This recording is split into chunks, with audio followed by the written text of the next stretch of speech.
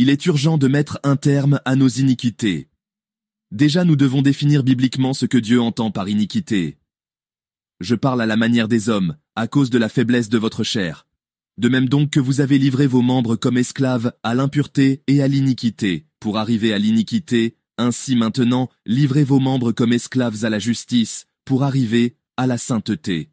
Romains 6, 19. Donc, l'iniquité est la pratique permanente et constante du péché. Par exemple, tu vis avec un homme et vous n'êtes pas marié. Vous avez souvent des rapports sexuels, donc dans ce cas, la fornication ici est devenue une iniquité. C'est un péché quand vous avez succombé à la tentation une fois, mais dès que ça devient une pratique constante, une habitude, là la Bible parle d'iniquité. Un autre exemple, tu succombes une fois à la pornographie, ça c'est le péché. Dieu le condamne déjà et t'invite à ne plus recommencer. Mais si tu continues à chaque fois après ça, à regarder les films porno, ça devient de l'iniquité. Et Dieu t'appelle pour ton bien et ton bonheur à y mettre un terme. Parce que si nous ne mettons pas un terme à nos iniquités, voici ce que ça va produire dans nos vies.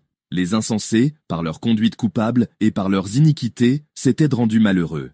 1. Leur âme avait en horreur toute nourriture, et ils touchaient aux portes de la mort. Et si nous nous obstinons dans nos iniquités jusqu'à la mort, nous allons périr et aller en enfer. C'est ce que fait l'iniquité. Elle nous séduit et nous fait demeurer en elle pour qu'on périsse. Et avec toutes les séductions de l'iniquité, pour ceux qui périssent, parce qu'ils n'ont pas reçu l'amour de la vérité, pour être sauvés. 2. Thessaloniciens 2, 10. Mais c'est pas la volonté de Dieu pour nous, qu'on périsse dans nos iniquités, car il a donné son Fils Jésus-Christ pour que nous soyons tous sauvés. C'est pour ça que Dieu nous dit de mettre un terme à nos iniquités. Comment mettre un terme à nos iniquités? En recevant l'amour de la vérité, qui est une personne. La personne du Fils unique, de Dieu, Jésus-Christ. Car voici ce qui est écrit de Jésus-Christ, la parole de Dieu faite chair. Elle est venue chez les siens, et les siens ne l'ont point reçue. Mais à tous ceux qui l'ont reçue, à ceux qui croient en son nom, elle a donné le pouvoir de devenir enfants de Dieu. Jean 1, 11, 12.